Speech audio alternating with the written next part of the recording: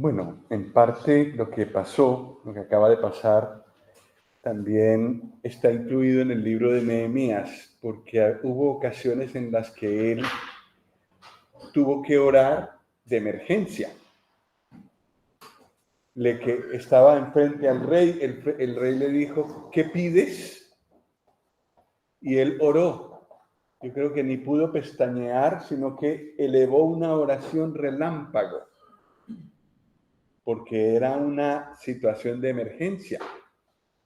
No podía descuidarse o apartarse para ir a orar, tenía que hacerlo en el momento. Él oró y habló. Y el Señor en su gracia le concedió lo que él pidió. Previamente él sí había orado en casa, pero también oró en el sitio, en la emergencia. Y creo que lo hizo más veces. Porque si por algo tenemos que recordar el libro de Nehemías es por el ejemplo de oración en toda circunstancia. Pero como bien nos recordó alguien, me parece que fue Connie en la presentación que hizo para el viernes pasado, él también era un hombre de acción. No solamente se oraba como resignado, alguien tendría que hacer algo, sino que actuaba, se preparaba, pensaba.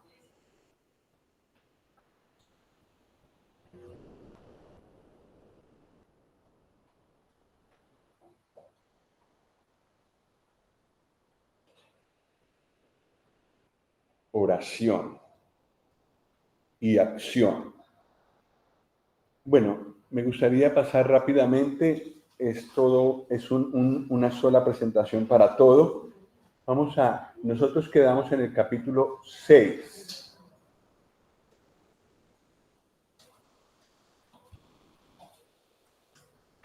Y también quedamos en que el muro fue terminado.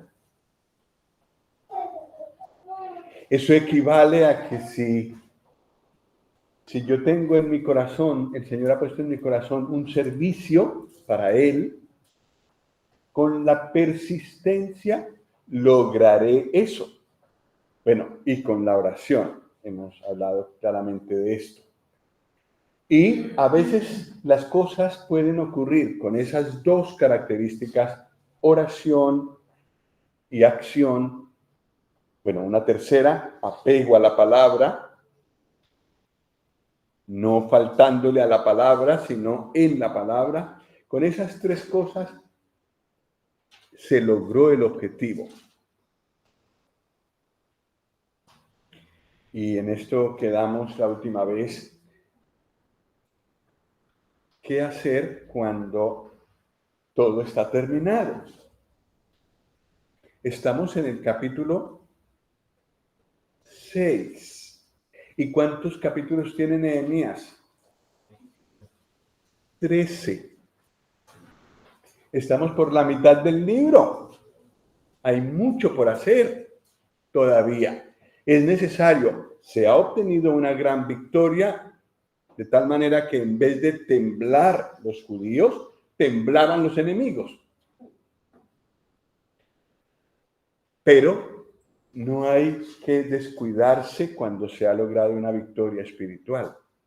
Hay que buscar al Señor y hay que continuar junto con Él. Gran victoria, temieron las naciones y reconocieron a Dios. Lo que pasa es que los enemigos no se quedaron quietos. Vamos a ir a Nehemías capítulo 6, versículo 17, para recordar que ya van por 11 los obstáculos. Con 10 se logró este objetivo, pero los obstáculos continúan. Nehemías, ¿dónde es que está? ¿Adelante de Salmos o atrás de Salmos? Atrás. Entonces, ya lo logramos ubicar. Nehemías 6, versículo 15, fue terminado pues el muro. Versículo 17, Asimismo, en aquellos días iban muchas cartas de los principales de Judá a Tobías, y las de Tobías venían a ellos, porque muchos en Judá se habían conjurado con él, porque era yerno de Secanías, hijo de Ara. Y Johanán, su hijo, había tomado por mujer a la hija de Mesulam, hijo de Berequías. Hubo un yugo desigual. Una persona del pueblo de Dios con alguien de fuera, con alguien que pertenecía a los enemigos. ¿En qué estaban pensando esos padres? Para permitir que su hijo se casara fácilmente con una persona de fuera, que no era del pueblo de Dios. Eso equivale al día de hoy un creyente casarse con una persona que no es creyente. Tal vez dice que teme a Dios, pero su vida no ha sido cambiada. Sí, los padres no pueden hacer mucho si el hijo es mayor de edad. Es su decisión delante del Señor. Los padres sufrimos y nos retiramos a orar, pero no participamos en nada de eso porque sabemos que eso no le agrada al Señor. Y aquí, por allí fue que entró el obstáculo número 11. Porque claro, habiendo una persona del pueblo tan emparentada con uno de los enemigos, Tobías, pues entonces Tobías tenía plena libertad de decir lo que quería, y las personas que estaban dentro del pueblo le contaban a Nehemías, y eso traía desánimo.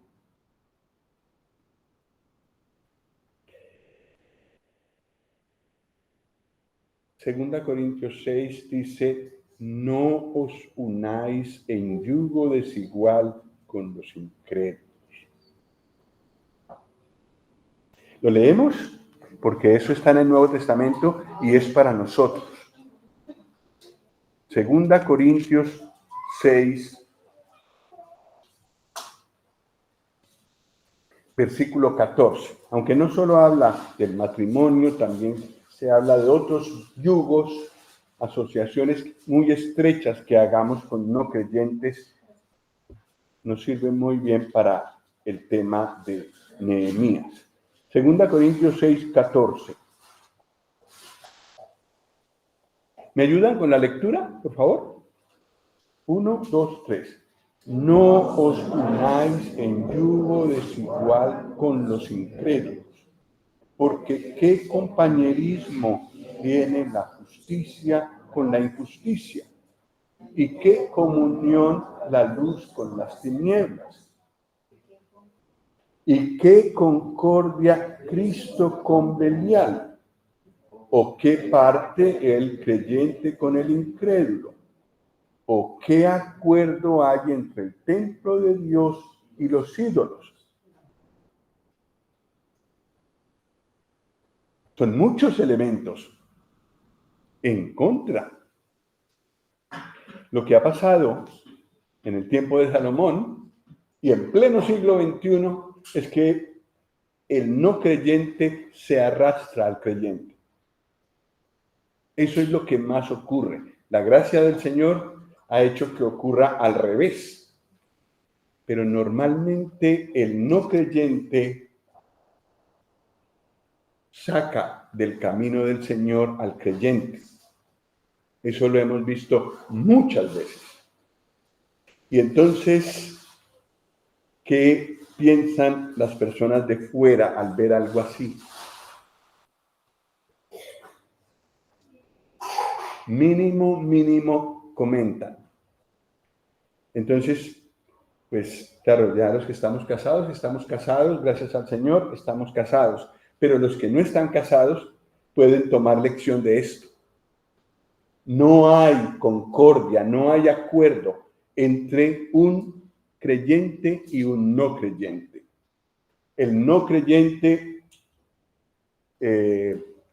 probablemente sigue otros dioses, lo dice aquí, tiene sus propias maneras de pensar, que no son en el temor de Dios. Todas las corrientes fuertes que hay en este mundo para arrastrar el cristianismo, pues todo eso le entra a esa persona porque no tiene cómo evitar eso. Es grave. Cada vez que pasa el tiempo es más grave. Contra más cosas vemos afuera, tanto más grave es este yugo desigual entre un incrédulo y un creyente. Y aquí se ve muy claramente en Nehemías que fueron ellos los que causaron problemas aquí. Pero bueno, ¿qué hace Nehemías ante este obstáculo? Bueno, probablemente, no lo dice el texto bíblico, pero probablemente hizo lo mismo de siempre, que era orar y tomar medidas y dejarle al Señor lo que él no llegaba a hacer. En el capítulo 7 se organiza la ciudad y la casa de Dios. Dice el versículo 1, luego que el muro fue edificado y colocadas las puertas y fueron señalados porteros y cantores y levitas, mandé a mi hermano Hanani y a Ananías, jefe de la fortaleza de Jerusalén. ¿Por qué lo mandó? Porque este era varón de verdad y temeroso de Dios más que muchos. Qué bonito testimonio. Qué bueno cuando se puede decir de un hermano o de una hermana hoy en día eso. Porque, ¿cómo es que dice? Este era varón de verdad o mujer de verdad y temeroso o temerosa de Dios más que muchos. Estaba en sintonía con alguien que estaba en la voluntad de Dios como Nehemías. Entonces a él le dio este encargo. Versículo 3, y les dije, era más de uno, y les dije, no se abran las puertas de Jerusalén hasta que caliente el sol, y aunque haya gente allí, cerrad las puertas y arrancadlas. Y atrancadlas, perdón, gracias. Claro, si las arrancan. Y atrancadlas. Y señalé guardas de los moradores de Jerusalén, cada cual en su turno y cada cual delante de su casa, porque la ciudad era espaciosa y grande, pero poco pueblo dentro de ella y no había casas reedificadas.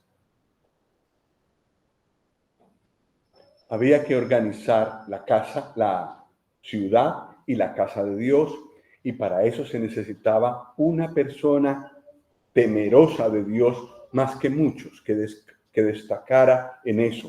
Y no es lo mismo hoy en día, es una persona, ¿cómo es que dice aquí? Varón o mujer de verdad y temerosa o temeroso de Dios, que pueda hacer un trabajo así. Hoy en día es lo mismo.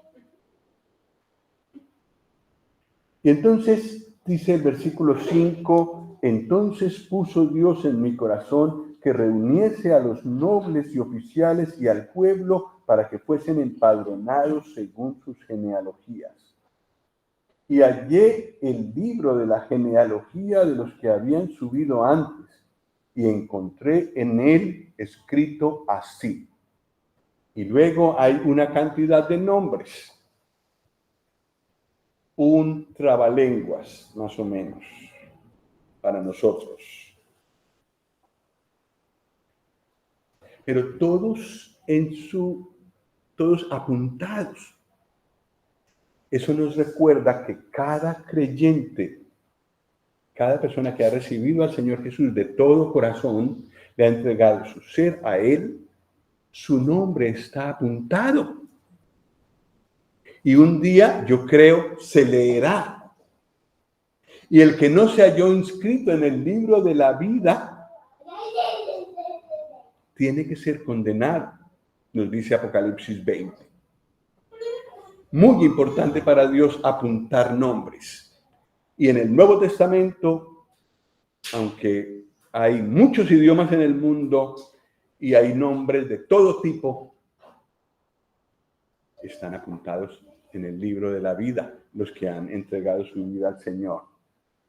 Dios quería que contara al pueblo y eso hizo Nehemías. Versículo 63 del capítulo 7 dice: y de los sacerdotes, los hijos de Abaía, los hijos de Cos y los hijos de Barzilai, el cual tomó mujer de las hijas de Barzilai Galaadita y se llamó del nombre de ellas. Estos buscaron su registro de genealogías. ¿Y qué pasó? No se halló.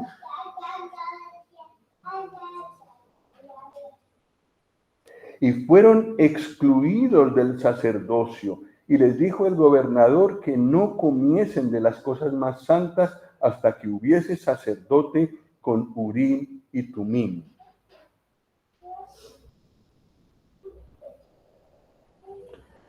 Este es el último libro histórico del Antiguo Testamento. El sacerdote con Urim y Tumim, que eran unas piedras que tenía el sumo sacerdote aquí en el pectoral adentro, y que por ella se consultaba la voluntad de Dios, que no estaba en su palabra. No lo había. No había sacerdote con Urim y Tumim. Y así terminamos el Antiguo Testamento, sin sacerdote con Urim y Tumim. Luego estas personas que no fueron encontradas en el libro, quedaron excluidas del sacerdocio hasta su muerte. ¿Cuál es el siguiente sumo sacerdote con Urim y Tumim después, del último que hubo antes de este tiempo? Porque ahora no se encontró. El siguiente sacerdote con Urim y Tumim, ¿quién es?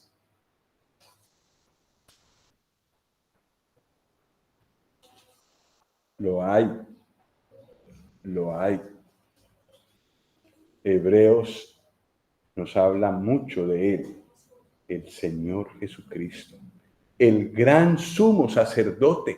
Él sí sabe lo que es la voluntad de Dios y quién está registrado en el libro de la vida y quién no. Él tiene todos los detalles y también tiene todos los detalles de Israel. Todo lo que no supieron allí los tiene él. Él es el siguiente sacerdote con Urim y Tumim. Gracias al Señor que tenemos el Nuevo Testamento, porque si no, habríamos quedado truncados, no atrancados, truncados en la historia, sin sacerdote que supiera la voluntad exacta de Dios para siempre. Pero no, vino el Señor Jesús y Él sabe exactamente la voluntad de Dios y quién está escrito en esos libros, en el libro de la vida, sobre todo es el que interesa, y la voluntad exacta, precisa de Dios, el Señor Jesús nos la puede revelar. A los que queremos escucharle, a los que aprendemos a escuchar su voz, Él puede indicarnos qué hacer en muchos detalles de la vida. Muchos hermanos contemporáneos de los últimos años han conocido la voluntad del Señor, la voluntad exacta del Señor. Tenemos un sacerdote con Urim y Tumim, por quien podemos consultar a Dios con toda confianza. Y en su momento, Él nos puede indicar el camino. En el versículo 66 al 67 de Nehemías 7,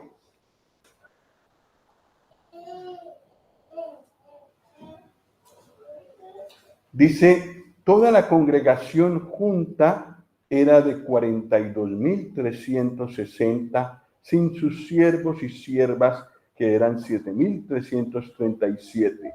Y entre ellos había 245 cantores y cantoras. Lo mínimo que se necesitaba para el servicio en la casa de Dios y en la ciudad. Pero también después dice las posesiones que tenían. Versículo 68, sus caballos, ¿cuántos?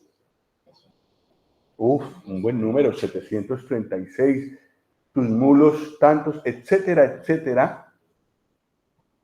Una cantidad de cosas. Y en el 71, y los cabezas de familias dieron para el tesoro de la obra 20,000 dracmas de oro y 2,200 libras de plata. Hubo bienes limitados, pero hubo una gran generosidad. Hoy en día es lo mismo. El Señor nos da riquezas, nos da, bueno, tal vez no muchas riquezas, nos da posesiones, nos da bienes. Y Él quiere que lo primero que hagamos sea lo que hicieron ellos: honrar al Señor con los bienes. Ellos lo hicieron. Y entonces dieron ofrenda para la casa de Dios. La casa de Dios, para operar, necesita costos, tiene costos. Por eso el Señor necesita un bolsillo con dinero. ¿Y quién llena ese bolsillo con dinero? Los creyentes que le han entregado la vida al Señor. A ellos el Señor les invita, no les obliga, pero les invita a participar de sus finanzas. Vamos con el capítulo 8, que es muy hermoso.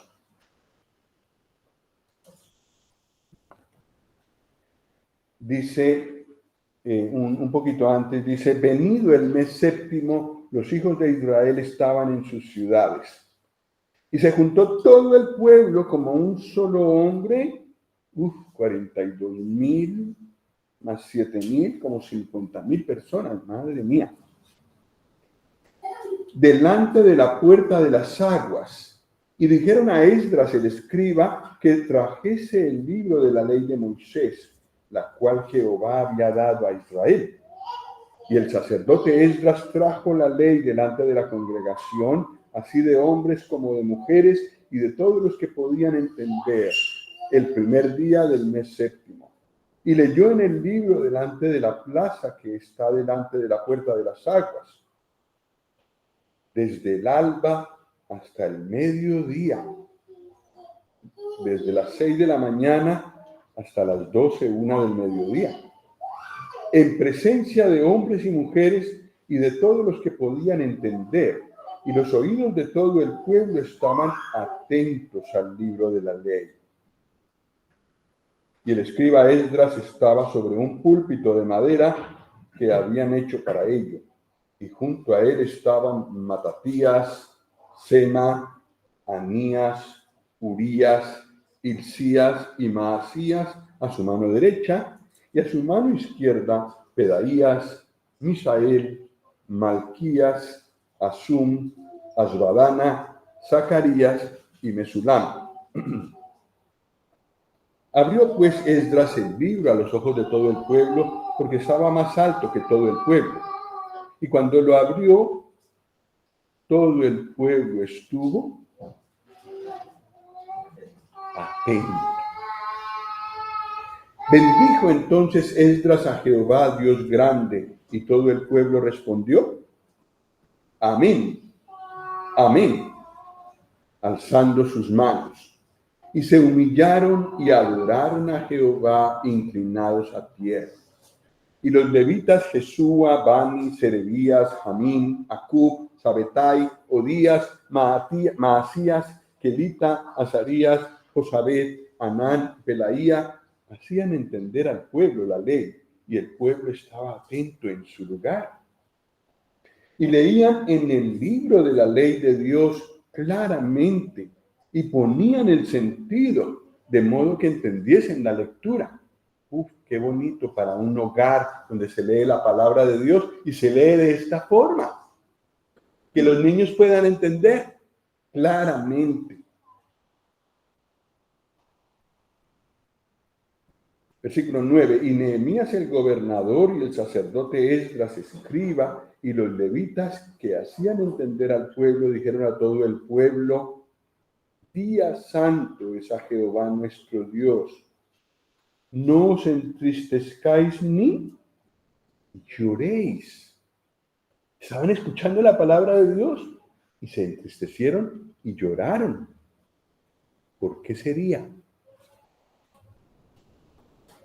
Porque lo que veían alrededor no correspondía con lo que estaba en la palabra de Dios.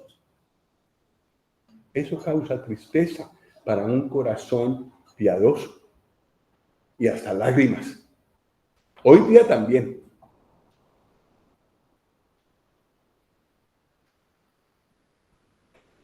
Dice al final del versículo 9, porque todo el pueblo lloraba oyendo las palabras de la ley. Luego les dijo Nehemías: comed grosuras y bebed vino dulce y enviad porciones a los que no tenían nada preparado, porque día santo es a nuestro Señor. No os entristezcáis. ¿Me ayudan con el final del versículo 10? Porque nos interesa a todos. 1, 2, 3. Porque el gozo de Jehová es vuestra fuerza. ¿Otra vez? Porque el gozo de Jehová es vuestra fuerza. Increíble, pero es verdad. El gozo de un creyente le fortalece. El gozo del Señor en él le fortalece. Es más difícil luchar contra un creyente gozoso. El gozo del Señor es vuestra fuerza. Versículo 11. Los levitas pues hacían callar a todo el pueblo, diciendo: callad, porque es día santo, y no os entristezcáis. Y el pueblo se fue a hacer lo que les dijo Nehemías, de enviarse porciones y alegrarse y dejar la tristeza, porque la alegría era su fuerza, la alegría en el Señor. Ellos obedecieron inmediatamente. Versículo 14. Y hallaron escrito en la ley que Jehová había mandado por mano de Moisés que habitasen los hijos de Israel en tabernáculos en la fiesta solemne del mes séptimo, y que hiciesen saber y pasar pregón por todas sus ciudades y por Jerusalén, diciendo: salid al monte y traed ramas de olivo silvestre, de arrayán, de palmeras y de todo árbol frondoso para hacer tabernáculos, como está escrito. Eso encontraron que estaba escrito en la ley.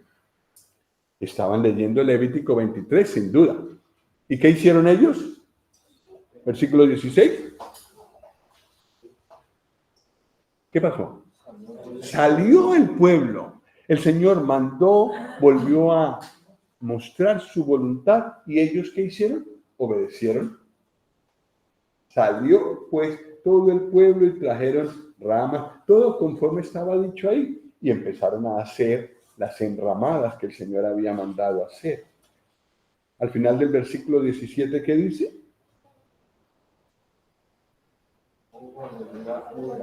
Hubo alegría muy grande. ¿Y el gozo del Señor es qué? Nuestra fuerza. Entonces, un gozo grande es mayor fuerza para el pueblo. Hubo alegría muy grande. Versículo 18. Y leyó Esdras en el libro de la ley de Dios cada día, desde el primer día hasta el último. E hicieron la fiesta solemne por 7 días, y el 8º día fue de solemne asamblea según el rito. leen la palabra y obedecen inmediatamente. Muy buen ejemplo para nosotros. Capítulo 9. Yo creo que vamos a ir un poquito más, tal vez vamos a tomar unos 10 minutos por el incidente que hubo. Entonces terminamos sobre la 1:25 o un poquito antes. Capítulo 9. El día 24 del mismo mes se reunieron los hijos de Israel en ayuno y con cilicio y tierra sobre sí. Y ya se había apartado la descendencia de Israel de todos los extranjeros, y estando en pie confesaron sus pecados y las iniquidades de sus padres. Y puestos de pie en su lugar, leyeron el libro de la ley de Jehová, su Dios, la cuarta parte del día, y la cuarta parte confesaron sus pecados y adoraron a Jehová su Dios. Leer la Escritura, leer la Biblia misma. Hay comentarios, hay libros que hablan sobre la Biblia, hay personas que hablan sobre la Biblia, pero eso no debe reemplazar nunca la lectura directa de la palabra de Dios para todos nosotros. Y cuanto más la leemos, tanto más nos familiarizamos con ella. Hay personas que se han enfrentado a la Biblia sin saber leer. Pero a causa de querer saber lo que Dios dice, han aprendido a leer con la Biblia. Entonces, los que leemos un poquito con dificultad o necesitamos de pronto unos lentes o algo que nos agrande la letra, pero sabemos leer, lo tenemos más fácil que aquellos que se enfrentaron a la Biblia sin leer, sin saber leer. Y por lo menos sé de 2 casos que los hermanos ahora leen muy bien. Bueno, uno ya está con el Señor, pero el otro hermano lee muy bien, mejor que algunos universitarios, habiendo aprendido a leer la Biblia en la palabra de Dios. Pues, si ellos pueden, podemos todos. Leer la palabra de Dios no es difícil. Al principio puede parecer complicado, pero me voy familiarizando más y más con la palabra de Dios y va transformando nuestras vidas como vemos en ellos. Les dieron mandamientos que están escritos ahí, les mostró su pecado, entonces lo confesaron inmediatamente, volvían a leer más de la palabra, porque eso sí pasa, cuando empiezas a entender la Escritura, quieres más. Pues estas personas también querían más, pero al conocer más, también tenían que ver más cosas de su propio corazón, más cosas que confesar y más mandamientos que obedecer. Ellos lo hicieron. Y una cosa que terminaron haciendo fue adorando.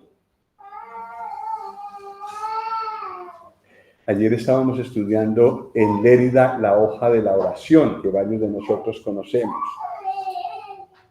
Y todos estábamos de acuerdo con que pedimos, el hermano Noé hizo la cuenta en la calculadora, y me parece que son 7 millones de veces en un transcurso de 42 años. 7 millones de peticiones. Confesiones, a él la cuenta le dio un poco menos, suponiendo que pecamos 5 veces al día como mínimo y multiplicando eso por el número de días. Llegó como a 70,000 confesiones, es decir, menos que peticiones. Y le dije yo, hermano, y ahora hagamos la cuenta de cuántas veces hemos alabado o adorado a Dios. Y sobraban dedos de las manos. Una cosa a la que nos lleva la lectura Escritura, el contacto con la Escritura es a reconocer la grandeza del Señor, la grandeza del Padre y a inclinarnos y adorar. Adoración. En el versículo 38 del capítulo 9,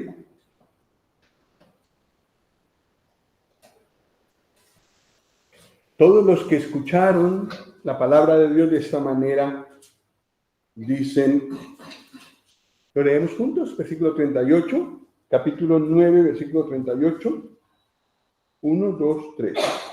A causa, pues, de todo esto, nosotros hacemos fiel promesa y la escribimos, firmada por nuestros príncipes, por nuestros levitas y por nuestros sacerdotes.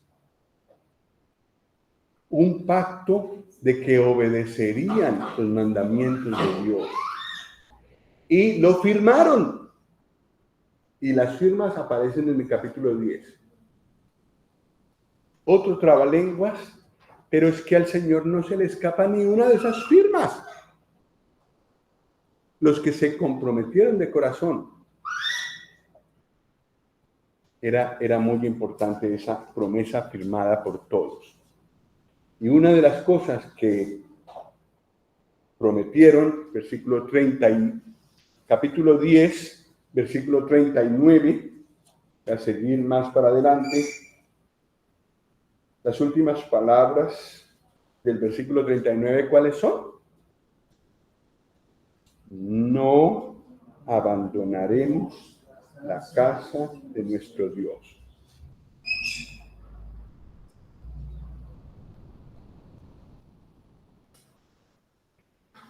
Y la pregunta es, ¿tú firmarías esto? ¿Yo firmaría esto, Carlos? No abandonar la casa de Dios. ¿Cuál es la casa de Dios hoy? La iglesia, la congregación, donde el Señor nos ha puesto. Ayudar, servir. Siempre hay mucho que hacer en la casa de Dios. Estar listo para ayudar. ¿Firmaría yo esto? Bueno, ellos lo firmaron.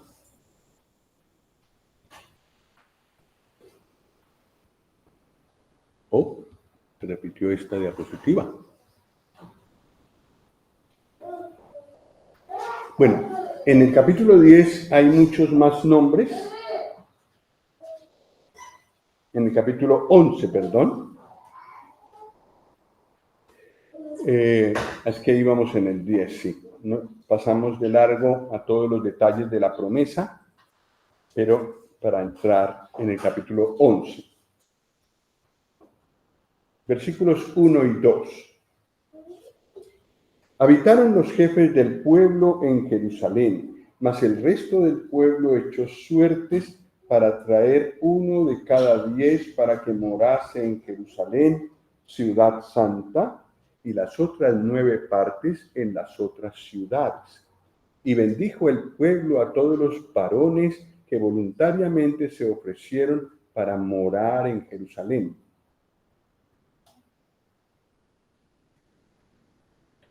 Se nota que nadie quería vivir en Jerusalén. Claro, era la ciudad donde los enemigos tenían puesto el ojo. Era la ciudad donde había que vigilar, tal vez no se dormía bien en Jerusalén.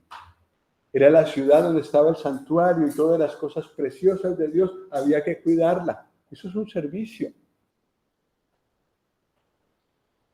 Y la mayoría quería irse lejos de Jerusalén para estar en el campo, cultivar, estar relajados y no enfrentarse con todos los problemas que hay en Jerusalén. Pero entonces, cuando estaban reunidos todos juntos, dijeron, bueno, pues 1 de cada 8 que more en la ciudad de Jerusalén, porque no la podemos dejar sola. Y algunos se ofrecieron voluntariamente a hacer eso, un sacrificio. Entonces los demás, el pueblo, bendijo a todos los varones que seguramente con sus familias voluntariamente se ofrecieron para morar en Jerusalén. Es encantador que aunque Nehemías está en el Antiguo Testamento, hay cosas voluntarias.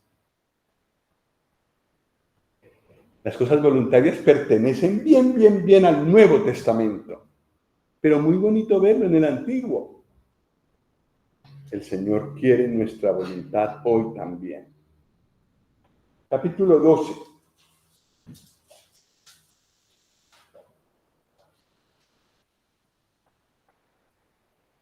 Versículo 1. Estos son los sacerdotes y levitas que subieron con Zorobabel, hijo de Salatiel, y con Jesúa, Seraías, Jeremías, Esdras. Es impresionante la manera como el Señor toma nota exacta de los nombres. Y yo creo que el día de hoy es lo mismo. Lo que hacemos, el Señor lo sabe, por nombre. Tal vez esto es lo que podemos aprender de todos estos nombres que son difíciles algunos de pronunciar y que algunos evitan para no de pronto leer mal, pero para Dios son muy importantes y están en su eterna palabra. Versículos 27 al 31, capítulo 12, 27 al 31. Para la dedicación del muro de Jerusalén, buscaron a los levitas de todos sus lugares para traerlos a Jerusalén, para hacer la dedicación y la fiesta con alabanzas y con cánticos, con címbalos, que son instrumentos, salterios y cítaras. Y fueron reunidos los hijos de los cantores, así de la región alrededor de Jerusalén, como de las aldeas de los netofatitas, etcétera, etcétera, etcétera. Versículo 30. ¿Qué pasó? Se purificaron los sacerdotes y los levitas y purificaron al pueblo y las puertas y el muro. Dios es santo y por eso siempre hay necesidad de purificación. Nosotros no necesitamos aquí en la reunión traer una puerta, bendecirla, orar por ella. No lo vemos en el Nuevo Testamento. Lo que el Señor persigue en el Nuevo Testamento son manos limpias que usen las cosas que hay para atender las necesidades que haya. Las personas limpias que se purifiquen, como pasó con estas personas, y que dediquen de una forma voluntaria y consciente, nos vamos a dedicar al Señor, todo lo que hacemos. No necesitamos ceremonias especiales, solo una decisión de corazón. Señor, deseamos que esta asamblea funcione conforme a tu voluntad. Que el servicio que hacemos de la escuela dominical sea conforme a tu voluntad. Que la reunión del domingo, la primera reunión, la Santa Cena, la hagamos también conforme a tu voluntad para ti. La segunda reunión, la reunión de oración, la reunión de jóvenes, las conferencias, santificarlas, entregarlas al Señor. Y por eso oramos por la conferencia de diciembre ya. Versículo 43. Y sacrificaron aquel día numerosas víctimas y se regocijaron, porque Dios los había recreado con grande contentamiento. Se alegraron también las mujeres y los niños, y el alborozo de Jerusalén fue oído desde lejos.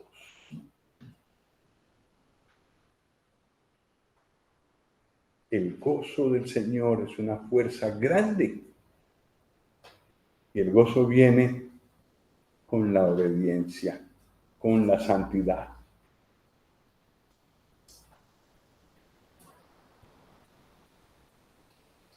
El capítulo 13 habla de un problema que volvió a surgir. Versículo 1 del capítulo 13. Aquel día se leyó en el libro de Moisés, oyéndolo el pueblo, y fue hallado escrito en él que los amonitas y moabitas no debían entrar jamás en la congregación de Dios. ¿Cuál enemigo de los tres que se nombran tanto en Nehemías era amonita? Tobías. Y hemos leído que fue emparentado con uno de los creyentes. Y ahora se enfrentan con lo que dice la palabra de Dios. Versículo 2. Por cuanto no salieron a recibir a los hijos de Israel con pan y agua, sino que dieron dinero a Balaam para que los maldijera. Mas nuestro Dios volvió la maldición en bendición.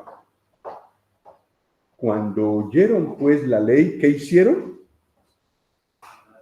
Separaron de Israel a todos los mezclados con extranjeros.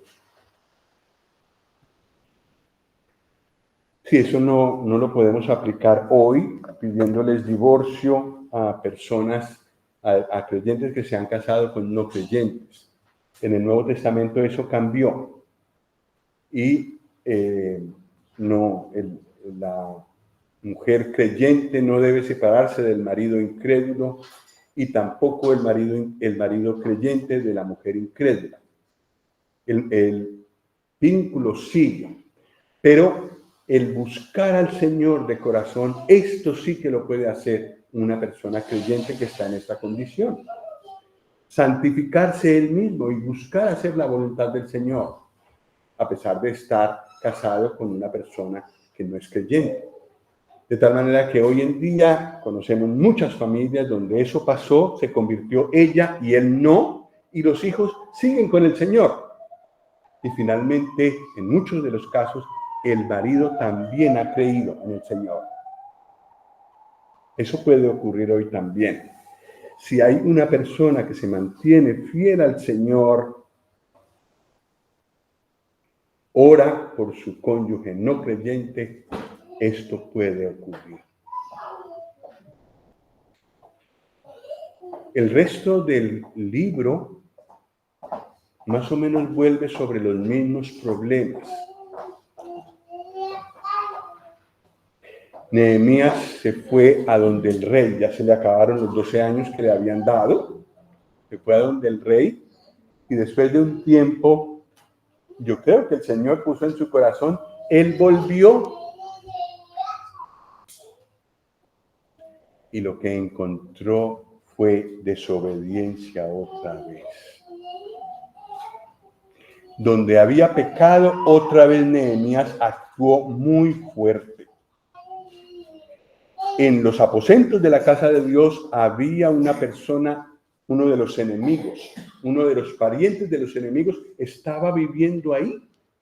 ¿Qué hizo Nehemías cuando llegó y se dio cuenta de eso? Cogió los muebles de esa persona y por la ventana los tiró. Había pecado.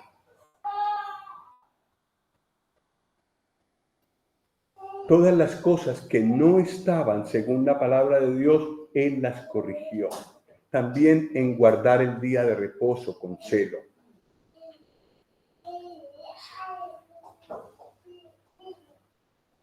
Pero se conservó fiel al Señor a pesar de estas acciones fuertes que le tocó hacer. Y el final del libro dice, versículo 29, acuérdate de ellos, Dios mío, contra los que contaminan el sacerdocio y el pacto del sacerdocio y de los levitas. Los limpié pues de todo extranjero y puse a los sacerdotes y levitas por sus grupos, a cada uno en su servicio. y para la ofrenda de la leña en los tiempos señalados y para las primicias. ¿Me ayudan con el final del libro? 1, 2, 3. Acuérdate de mí, Dios mío, para bien. Oración al principio del libro, oración al final. Oración por todos lados en este libro. Esa es nuestra fuerza, junto con el gozo, como hemos visto, junto con la santidad, junto con la pureza guardada. Eso es lo que nos fortalece para la lucha que tenemos hoy en día. Nuestros tres enemigos no son Gesem, Tobías y Zambalat. Son Satanás, el mundo y la carne. Pero es más poderoso un creyente débil que confía en su Señor que el más fuerte de los tres. Por eso, la cita que les presenté la otra vez, el diablo tiembla cuando ve al más débil de los santos de rodillas. La pregunta es, ¿vamos a hacer temblar el reino de las tinieblas? Yo no puedo solo, ninguno de nosotros puede solo, pero con el Señor somos mayoría. Pedimos a uno de los hermanos, el hermano Mario, si está ahí, nos puede dirigir en una oración final.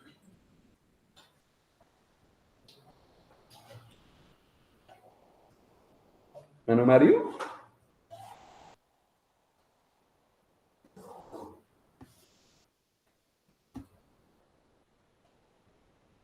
Hermano Mario. Parece que no está. Hermano Noé. Hermano. Adelante, hermano Mario. Adelante. Sí, está aquí. ¿Oramos? Señor y Padre Santo, te damos gracias por tenernos aquí reunidos, Señor, como siempre,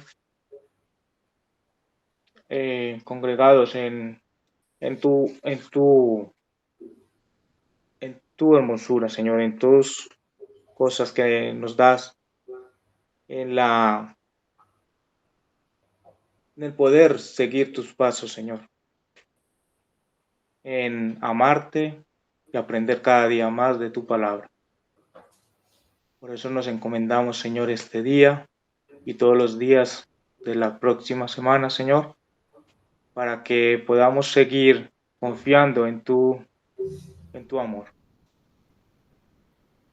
Señor, queremos pedirte por tantas cosas que necesitamos, las necesidades de cada uno, Señor, y que esta semana nos llene cada día más de tu gloria y tu esplendor, Señor. Así sea, pues, Señor, escuchadas esta oración, para que sigamos con corazones unánimes y llenos de tu palabra, Señor. Gracias, Padre Santo, por todo esto, por tu Hijo amado, el Señor Jesucristo, quien dio su vida en la cruz para comprarnos con tu sangre, para lavarnos y limpiarnos con la misma. Así pues, Señor, nos encomendamos. En el nombre del Señor Jesús. Amén. Amén.